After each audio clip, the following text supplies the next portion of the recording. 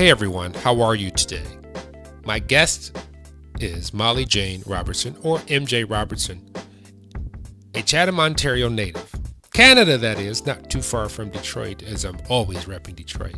You know, she started out in Ontario, but life called her to another area on the planet, which is the UK, where she began to develop herself spiritually because this was the path that she had been on since she was 13. She's an inspirational speaker and the author of The Fearless Life Guide, an All to Love project.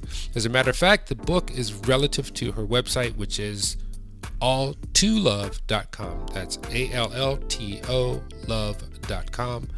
And this interview is really poignant because someone, somewhere, some way, somehow can identify with her journey and the things that she's produced to help you along your journey. She's been calling or feeling the calling of a spiritual path since the age of 13. And through those times, she's come up with some practices that you can utilize in your own life to help transform and be the person that you know you are. Stay tuned. This is pretty interesting. Oh yeah, by the way, we had some serious technical issues. My computer locked up and I lost the entire interview.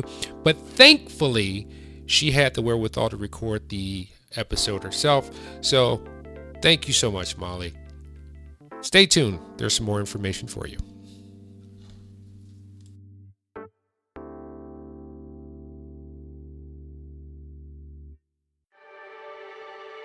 Welcome to the Billionaire Lifestyle Podcast with your host, Emmett Muckles.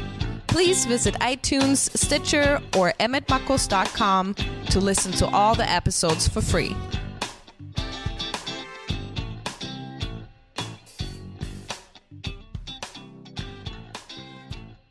Hey Molly, how you doing today? I'm really good, Emmett. Thanks for having me. No problem. And now, before we get into the meat of everything, you have to explain something to me. How did you go from Canada to the UK? To the UK. So when I was about 19 years old, I had like spiritual awakenings, which meant I was pretty like just courageous, you could say. And I ended up just knowing I had to go traveling. And so I bought a one-way ticket to England, and mainly because it was English speaking, but also that's where I was guided to go. And I was able to get a work visa for England for 2 years. And to be honest, I just ended up staying here. I ticked over my visas. I studied here. And now 14 years later, I'm still here. So what was you said you were led there. Yes. But, you know, that you're going to a totally different land. What happened once you got there? I mean, did you already know somebody, or was there a intent-driven item that you had to follow? There was. So part of these spiritual awakenings I had, and I had just enough confirmation to really kind of give me the extra, I guess, courage or impulse to go. But I had a year of university at the University of British Columbia whilst I was having these awakenings, and when I started to learn more about the way of the world and certain injustices that I just really didn't feel in my heart that I could abide by, I had this insight about the new paradigm, or I just knew that there had to be a shift in paradigm in human consciousness. So that's a pretty profound intent that I had for myself in my life to create a new paradigm. So I came to Europe with that intent. And it's ended up, I've had ups and downs and gone round and round, and it's ended up out of that intent that I've now published a book basically based on that. So that's the Fearless Life Guide. That's right. And All to Love project. Yes. Correct? Yes. All right. So let's before we get deep into the subject matter of the book or how it came about, explain the All to Love project. So All to Love is really born out of that intent of a new paradigm. And I created All to Love in 2013. I was teaching a lot of yoga and doing a lot of meditation, and basically using it as a platform for the tools that can allow us to vibrate love. so that we as people can become more unconditionally loving and then create from that place. So the idea is that the more and more of us who choose to live the expression of love, then inevitably we can create systems and structures that support more people with that intent of love, loving one another. I just went to your website and it started to play audio. Go with that. I'm like, close. I know I should warn people. By the way, when you go to my website, you'll hear sounds. Right, that's not suitable for work. Someone's like, yeah, I'm paying attention. No. All of a sudden, you pop up. I know. I know now to mute it. So, what's your community in Europe versus the United States? So my community is really online. I have my Instagram, my YouTube, my website, and I post a lot live on Facebook. So I did this thing in 2014, obviously like a year and a half after starting All to Love. I went to this thing called A-Fest or Awesomeness Fest, which really when I ended up at A-Fest, I was like, oh my God, this is it. Like this is the new paradigm. These are the people. And since then, my life has really exponentially grown, including publishing the book and refining the mission of All to Love and getting more out there and speaking to people. And so through A-Fest, my online community really is international. So I have people from America, Australia, Canada, the UK, and it's very organic to me. It's very like, the material guides itself, All to Love guides itself, and then I'm really like the facilitator of the people that come into my reality and how I can support them. So that includes the Fearless Life Tribe, correct? Indeed, yes. And how can people gather more information about Fearless Life Tribe? Because it's not just open. I mean, it's open, but it's not one of those public forums. No, it's not. So it's the Fearless Life Guide is the book, and then when people buy the book, if they're, because it's deep, like this is something that because I've always been guided under like the spiritual, world, you could say. So I'm really well read and well researched in a lot of different sort of traditions, and I know that the work can be incredibly profound and incredibly intense, and that having support is valuable. So with the guidebook, I set up the Fearless Life Tribe, and people basically, all they have to do is if they really resonate with the material and they want to get to know me and my method more, and they want to be a part of the tribe, then they just have to post a picture of their book on a social media site, and then they make a donation. So again, that was like something that I was just guided that the tribe should be a donation-based platform for people to study the material so that it really can be accessible to all people. Wow, that's really that's a different concept, but a play on what modern concepts are. And what is the feedback that you've gotten and the word of mouth spread throughout this journey? To be honest, like that's what most of it is. It's just people buying the book who are really enjoying it, who are really resonating with it, and then through them posting about it, I'll have 2 more people sign up to the tribe through that. And they'll tell 2 friends, and they'll tell 2 friends, and so on. Exactly. I'm really I think we're so lucky nowadays to have social media and to be able to sort of reach so many people just through word of mouth. And it really is, there seem to be like a lot of younger people who are really resonating with it as well, sort of like 21-year-olds and stuff like that, who are really brand new into the world and the working world. And I think it's really helping them sort of trust themselves. All right, let's go back to when you were 13. So, your inkling started when you were 13. You got into yoga. And you seem like your spiritual intelligence is higher than norm. How did that play out in your family and your growing up circles? Were they receptive, or they were like, "Oh, that's just Molly"? What was that like?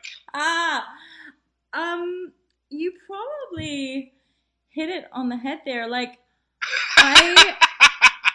This for real. Like I was sort of a loner a lot. Like I spent a lot of time by myself. My mom recounts that as well, that she would like peek into my bedroom door when I was little just to double check that I was still alive, because I'd play with my dolls for hours and hours, or I'd wander off. We fortunately lived in a really safe community in Ontario in Canada. So, I'd wander off as a kid. As a teenager, things got a little bit more difficult for me. And I, right around the time of puberty, started to have really intense sort of anorexia and bulimia. And then that led to depression. And, between 13 and 19, when I actually left home and had those really massive spiritual awakenings, at around the age of 16, so right bang in the middle there, at the sort of height of my depression and bulimia, and where something in me was just like, I can't do this. I knew I didn't want to take my own life. I was having suicidal thoughts, and I just remember thinking, I don't want to be here. I can't. And I also don't want to take my life. So I ended up confiding in a friend. I ended up going to see a counselor, or rather like a psychologist or psychotherapist. And they actually prescribed me Prozac when I was 16. And I maybe took 1 day or 2 days of this drug, and something really powerful inside of me was like, you're not going to take this drug. And I ended up going to the public library, and I got out loads of books about anorexia and depression, and I sort of studied my way out of it. Now, obviously, part of that inclination as a teenager is actually really what's made me who I am today, because all along the way, whenever I'd bump up against sort of physical issues, mental issues, I'd always detoured to spirituality. So high school was kind of tough. Like, if anything, I'm really glad not to be there again. But I, like, for real. But I know that, I'm not alone. Like, that's the thing I recognize as an adult, and why I know, the Fearless Life Guide can help people, is that there's so many people that suffer in silence. And it can be years, and we might be holding down a job. And like, that was the same, even me in high school. I was like anorexic, bulimic, and depressed, but I would still look okay. So everyone thought everything was okay. And I still was kind of doing okay at school. And as adults, people can have a decent job or a really good job, and, they can really appear to have it all together and not, right? So deep down, we could be suffering, dealing with our own personal battles. And, to me, the guidebook was really about doing my own little bit to demystify spirituality and spiritual practice for people. That's pretty awesome that you could turn it around. And one of the things that I take away from my youth is that there was this DJ, and his name was Mojo in Detroit.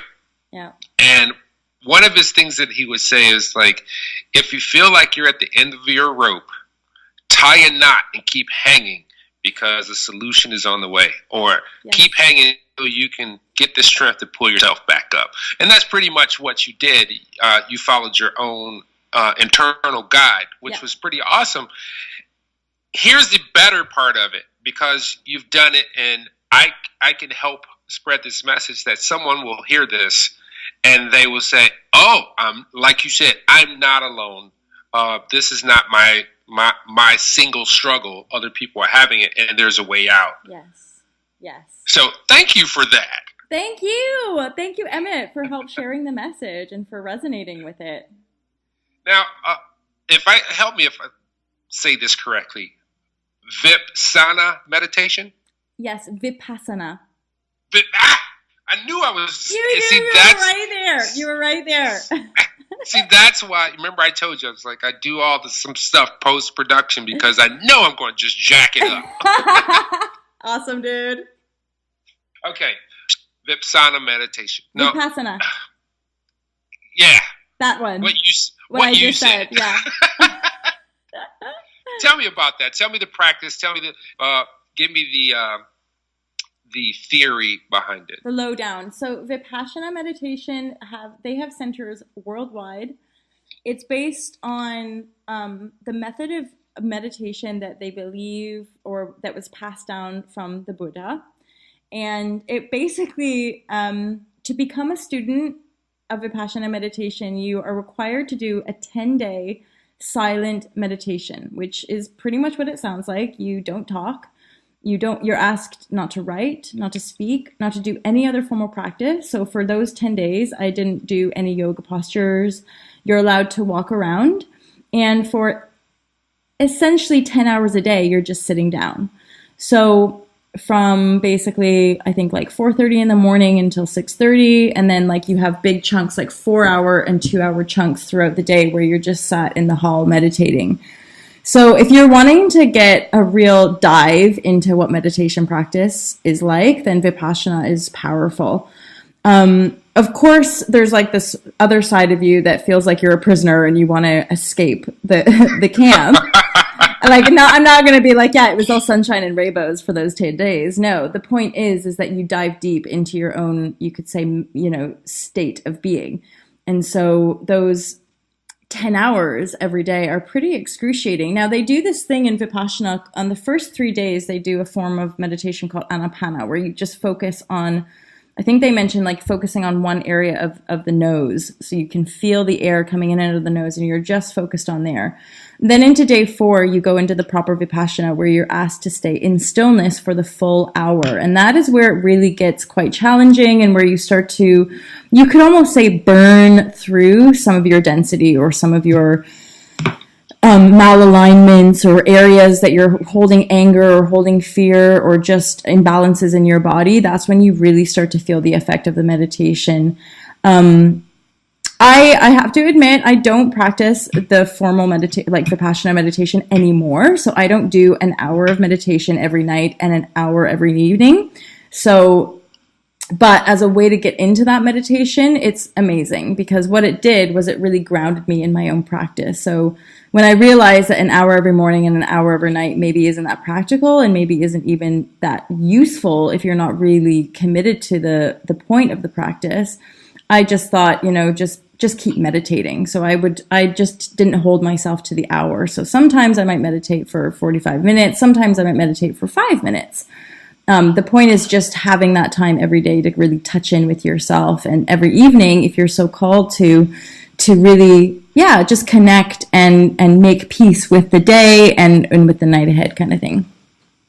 So do you find that a lot of people are coming to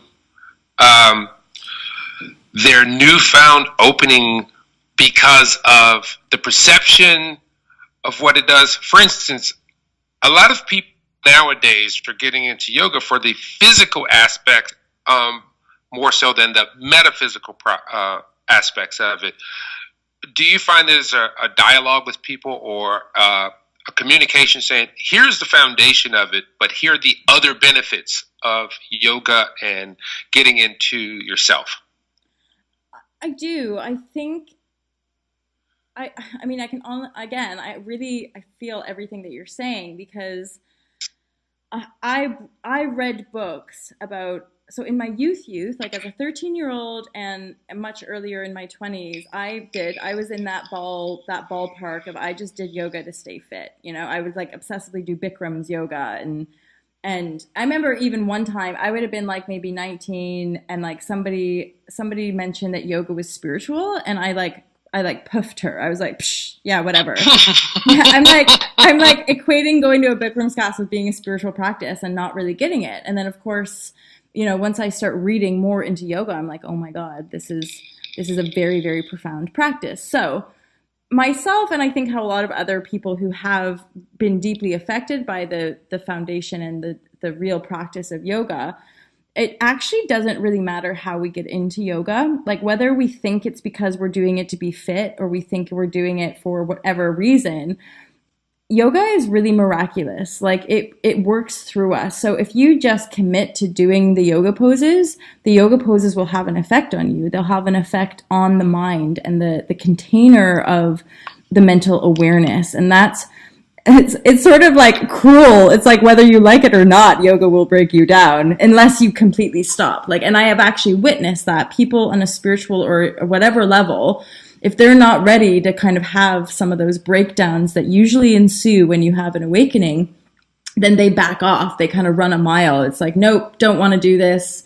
I'm just gonna, nope, no, I'm going to keep running. I'm just going to keep running. And like, don't want to slow down, don't want to focus on my breath, don't want to pay attention. So, you get both sides, but I certainly do think now more than ever, we're getting this exponential growth of yoga meditation practices, and we're getting more and more people who really have rather transformative ways of like transmitting the practice. So it can be fun.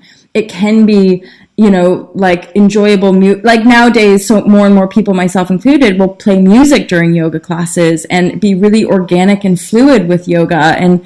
I just think the more ways people are getting into it, that's the only thing that really matters. And different teachers have different ways of transmitting or downloading that information to people when they're ready. So when a teacher or student, or when a student really opens up for the deeper insight of yoga, it will just magically, miraculously come into their life. Good. Did you ever think about coming back to Canada or coming to the United States to continue your works and practice? Yes, I have actually. One thing about Canada is that it's my home, right? Like my parents live there, and so I could always go home to Canada. In fact, it's only in recent months that I've actually, I started to really feel into America, the US, and I'm planning on doing a bit of a tour of the United States next year. So I'm going to be touring with Team Love, myself and the people that are working with me on the Alta Love project. And I'm just going to be touring around to a few different new paradigm communities, basically, and people who have transformed their lives, who are living free, who are, breaking free from the system, all that kind of stuff. Sort of finding those people and doing little interviews with them to build momentum for the movement. So yes to America, basically. Woohoo! I'm really surprised because, I come from Detroit, and Detroit or Michigan and that part of Canada is surrounded by water. So you would think that there would be this really big emotional connection. And there is, because some great people come out of the region. But there's still this very base spirituality that is located in the area, which I find absolutely bizarre. Did you ever spend time in Detroit? Oh my gosh, I'm so glad you asked. Well, I grew up, Chatham, Ontario is only about an hour away from Windsor, Ontario, which is just across the border. And on my mom's side, I had an American uncle. So like every Christmas and Easter, we would go to Detroit. Basically, he lived in like a borough or whatever. A burb, yep, in the suburbs. That's right, in the suburbs of Detroit. But yeah, we would travel through, and Detroit's a pretty epic, famous city. But to be honest, with regards to what you said about like the kind of different pockets where there's like awakened pockets, I experience the same thing when I travel. Basically, like I could feel almost like there's some places that are still basically they're like, so I always look at it like the small stuff, so we as individuals, but then I look at like local areas, communities, and then I would look at different nation states, and then the whole globe. And with regards to different cities in the world, what I see is that some are just, it's almost like they're building up momentum to have an ultimate transformation. And even the little bits of feedback I get from a place like Detroit, it's that it's bubbling. Does that make sense? Yeah, that's very true, because Detroit is a weird microcosm. Because now I live near Chicago, Illinois, right, and it's a city. It is a disconnected, people running everywhere. No one says hi when they pass you by. It is literal. I call it like the human virus experiment. When I start to see large cities, because I grew up in Detroit, but now I live out kind of in the country. I live in small town America. Got you. Where literally Norman Rockwell, America. Right. And for me, and I travel a lot, to see the contrast in how people are. And it always comes down to tribes to me. Yes, because totally. Historically, humans they didn't have more than 250 people they would come in contact with in their entire life. Yes. And now, for instance, I just think about the contact I've literally made, been in front of the faces of people. It's probably 500,000 or 1 million or so, or on the low side, at least 100,000. Yes, right. And got you. That's a very new paradigm for us because, you know, that's a lot of energy. One thing that when I speak or when I go out and have speaking engagements or I have classes, all I do is either sit down in a chair and talk or I walk around and talk. And I am so tired when I'm done.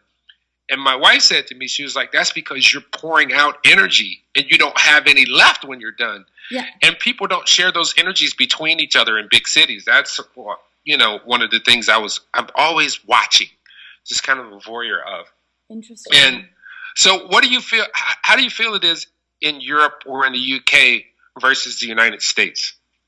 So this is really purely intuitive, and there might be some recognition from people around me, but I feel that typically in the UK, of course, like America, there's like pockets, right? So there's pockets of shifting people, of shifting consciousness. There's towns, special towns in certain areas that are really awake and really kind of coming together and doing things a little bit differently. However, on the broader, almost, you know, the kind of political or national scale, I still feel that there's a lot of resistant energy in the UK, and certainly, right? Certainly from certain classes that just are like digging their heels in, saying, "No, we're not changing. This is, you know, this is Britain. This is how it's. This is how we've always been. You know, like no to." You know, so many things and so many kind of bigger changes. So, and again, I'm very much, I don't talk politics really, and I'm very much outside of it. A lot of it's because I don't really, well, I'll just say I don't tend to go down that route and talk about those subject matters with people. But I do find it from time to time fascinating to watch different political plays act out and to observe how the consciousness is slowly being swayed and slowly being opened, because there seemed to be, again, this bubbling pressure, this mounting pressure in the UK that at some point people will just make a stand for something different, I imagine. Certainly, and I can imagine this happening, in fact, is that if things really start to shift and sway in America, then Britain will follow suit. The UK will follow. Yeah, I believe that. America leads the pack in so many ways, but you know, when you look at it from an overall 7 layers of emotional intelligence, you know, we're lacking quite a few of them. But I want to get to your book because you know, you have your introduction, and then you have this thing that says absorbing the material. So that's just, is that a practice on how to work with the content that's within the book? Yes, that has to do, so I'm basically trying to be as fluid as possible, especially because I piloted, before I even like published a hard copy of the book, I piloted it as an online course. And what I found was that basically after week 2 and / step 2 in the book, it starts to get so deep already for some people that they almost started to get worried and like thinking they were going to fall behind, and they were kind of like, "Oh no, teacher, I'm so sorry. I haven't read that step yet. Like, oh no, I'm falling." And I thought, "Oh no, that's not the point." You know, that's really not the point of the book. So that's why I use the word absorb, is that you almost want to read it in a way that you let the material, the words, because there's exercises in here. There's like call to actions, like making a meditation station. So it's really more about letting people absorb it in a way that resonates with them, that makes them feel empowered, that makes them feel good, and then taking it in their own time. And some people might get to step 3 and then go back to step 1. Some people might read the whole book and then just be opening it at different points when they're feeling called to it. So that's what I mean by absorbing the material.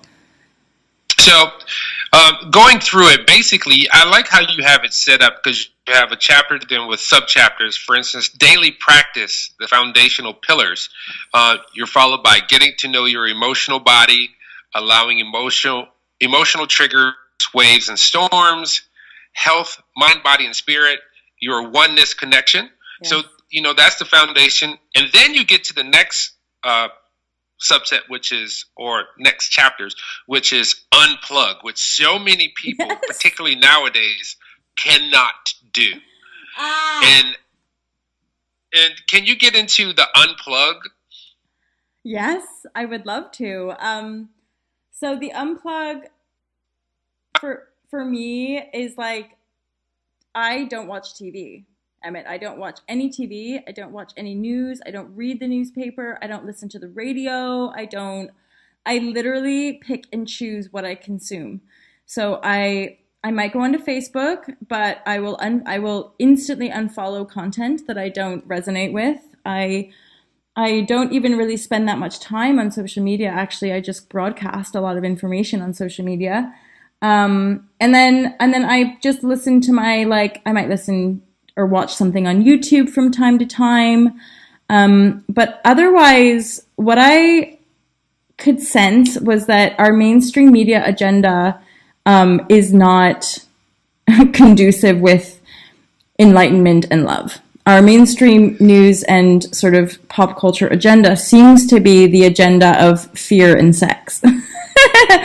So, fear and sex in the sense of fight and flight. It triggers our most base responses, which makes it really difficult for us to evolve. Energetically speaking, vibrationally speaking, mentally speaking, the mainstream agenda seems to have this sort of divide and conquer sort of vibration to it. And so if we're, as conscious beings, if we're still engaging with that energy, it's really hard to get to know oneself. It's really hard to meditate and pay attention. It just makes this whole spiritual journey more challenging and more difficult. And again, I'm not militant about it at all. I'm again, do your bit. If you can just turn down the volume of the news in the morning, start there. If you can just play little games with your friends about unplugging, see how long you all last not looking at your phones. If you're digging away, not looking at your phone, see how long you can all last. Just see, or do little exercises with your friends. Okay, how does it feel when we watch this program? Is it uplifting? Is it empowering? Does it make me feel good? Does it make me feel joyous about who I am and about being a human being? And so once people, again, this is in the book, but once people start to pay attention, I would say at least people that stay in the tribe and stay in the Alta Love movement, these are people who almost instantly feel better, more clear, more focused, more harmonious once they unplug. And so the benefits outweigh their favorite show, if you know what I'm saying. The benefits of unplugging outweigh the addiction we have to certain levels of entertainment. So and I when I'm caught out by it, when I go somewhere and a TV is just on, I tell you what, it's pretty shocking. It's amazing to me how TV works and how it brainwashes us. And even myself, after almost 10 years of being unplugged, I can still watch an advert and it will work. I'll be like, ooh, that cream looks amazing. I shall buy some. I went through the same or a similar thing, and I unplugged. But I have kids and I have a wife, and kids love the cartoons and stuff like that. And so we recently just got cable. But when they're gone, there is no television on. There's nothing. And time just flies by. But one of the things that, for me, it causes you to look at everything different, including the people around you. So when I'm out in the world and I see this frivolous kind of emotional energy being put out, I look at people literally like they're crazy, and people think I'm kind of arrogant about it, but I'm like, what you're doing doesn't have a whole lot of value, and it's not going to produce any great things. So step back a little bit. It's not about just, the world is bigger, and the energy is more precious than you're making it out to be. That's it. You know what I mean? That's it. It's so much about that, the mission for me is just in whatever way we can shake one another a little bit, gently, in a kind way, shake one another and be like, you're valuable. like your life is worth something. You could have this or be this if you really wanted to. And I think sometimes, unfortunately, what seems to happen, and certainly I can testify to the same thing, but sometimes I think we have such privilege. We're born into some of us anyway, are born into, and I'm talking privilege in a basic sense of just having a roof over our head and food on the table and parents, so, and having access to education, and that can be pretty comfortable. And when you start to ask these questions, it's like there's such deep work to be done that you deflect it and deny it until life gets bad enough. And so often our own spiritual growth does happen with suffering. And I know for me, it was some of those darker times in my life that was a turning point. Like, I knew for about 3 to 4 years, I didn't want to be watching TV. And my boyfriend at the time was like, I want a TV in the house. In fairness, we are not together anymore. Not because of the TV, but even that, actually, as I look at that, that's a really good example that our vibrations just were going in different directions. I didn't want to be in that world anymore. I didn't want to just come home after work and watch TV for 3 hours, So making that conscious choice is when, and you'll probably get that. Like you said, there's so much space when the TV is not on. And that's something I think we don't even realize. Like, I went back to a friend's house recently and I started to feel really low after about 2 days. And then I realized, oh my goodness, the TV is on all day. It's not even on like blaring, but you know what I mean? Like, the background of it is constantly on. And this is the energy. Yeah, this is like the stay-at-home mom who's like, got the worries and the complaints and the this and the that. And then it suddenly hit me. I'm like, oh my God, you have that TV on in the background of your consciousness, right? Like, all the time. That is having an effect on you. So, and to be honest with you, Emmett, like, I'm just really pleased we live in a day and age where it can be that simple. Like, for some people, unplugging from the mainstream media can have a dramatic shift in how you feel, how you think, and how you're behaving in the world. Like, if more people knew how drastically unplugging can change your life, I think more people would unplug like that in an instant. Yeah, for one thing, you get more time. For sure. You don't get more time, but the perception, you have access to experience more things because your attention and your time is not being grabbed up by this time bandit. Totally. And you have focus and clarity.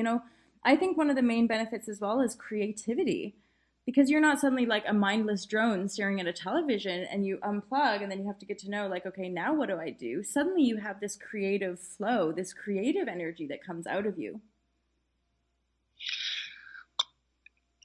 Let me move forward here. So you have some exercise in the book. So we talking about unplugging. We could probably talk about being unplugging, the benefits of being unplugged all day. But, the subchapter of unplug is what to unplug from, withdrawal, and what to expect. And then you have exercises after that, which is pretty awesome. Yeah. And then you move into your next segment, which is step 1, joy, gratitude, and love.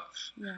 Followed by the subcategories of that, which is the system, vibrational states, patterns, meditation station plus gratitude meditation practice, beyond words, and what to expect. And I really like how you lay it out, like, from these things that you're going to experience, here's what you can have a culmination to, which is what most learning circumstances don't give you. They don't say, here's what the outcome is going to be. They give you all these practices, but they don't tell you what goal or what the end result is going to be. So when it comes to joy, love, and gratitude, how did that resonate to you? How did that come to you? So to be honest, like, this was a 44-page manuscript before turning it into a big book, and I did have a sort of help with structuring the book. So I have to give thanks to the people who helped me structure the book and lay it down. As far as the material, this was really all, you could say, sort of channeled material. So this was just, again, after my own spiritual awakening in this 15-year intense journey of learning and having massive, massive lessons and a lot of pain, a lot of deep pain and profound shifts. The book really did write itself. And I know a lot of people say that, but it did. I knew I could feel it really piecing itself together. As I actually went to Bali last year to write the book, and I knew I could feel it. Like, this sounds really weird probably, but I could actually just feel it coming in to my body. And I knew that it was going to sort of piece itself together. And I'd already had all of the main points, like the steps that I call them. So I already had all those main points listed, and then I had 4 to up to sort of 10 of these sort of subsections, and I just intuitively picked the ones that I really felt. And then even in the editing process, we made some final changes there. But I mean, to me, joy, gratitude, and love is really like the foundation of anyone, I think, who considers themselves sort of like a conscious, awakened, or spiritual human being. We as people really want to be practicing gratitude. We want to be practicing what it means to be grateful for all that we have. And it's so often I remind myself or remind clients, go back to step 1. We can get so far and we can do all this spiritual work, and then we get to this point where yeah, but I'm done now. I should just be getting the money, or I should just be having the success or whatever. And it's oh, okay, it's not happening and you're feeling hard done by. Go back to step 1. Start feeling grateful for the fact that your lungs are breathing for you, your heart is beating for you, and the fact that you're alive, So, and the gratitude meditation, that stuff, that's just ways to usher people to be meditating every day, really. So, yeah. Yeah, I like the alternating nostril breathing. Now, you have to explain that to me. Does that mean breathing through each nostril, or alternating between mouth breathing and nostril breathing? It's alternating. So if you were to hold your right thumb against your left nostril, you block that nostril, and then you breathe in through the left nostril. And then you can hold your breath and then release the thumb and then exhale through the right nostril. You get me? So you're basically yeah. It's totally clearing. And this is where it's I was a long-term yoga practitioner and really wanting to share with people the juicy stuff that you don't always even do in a yoga class. But the awesome breathing practice, the breathing practices from the yoga tradition are awesome, so good. So I think there's about 5 bonus lessons in the guidebook that are all about breathing techniques, because to me, they're just transformative. Yeah, I was sitting here trying it. But what about those days when your nose is not working quite right? Oh, I know about that. So maybe not nostril breathing if you're there. Although, the nostril breathing could either help unblock it, possibly, or do you know what? Now, this is going outside of the material, but there is this really kind of, it doesn't suit everybody, but there's actual flushing techniques that yoga does. Yoga tradition has the Jalanetti, where you can flush your nasal passages with water, but it's not particularly attractive or anything like that, but it can actually clear your sinus passages. So again, not everybody who just goes to a yoga class knows that the whole tradition of yoga has these amazing cleansing techniques that anybody can do anytime. You just need to have lukewarm water and mineral salt. And yeah, if you can't breathe through your nose, you can flush her out.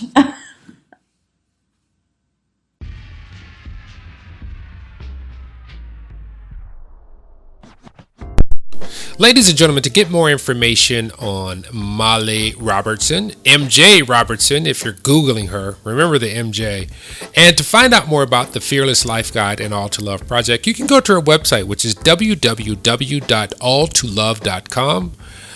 She also has another site based on her book, which is Yeotown. That's www.yeotown.com/blog/author/Molly Robertson.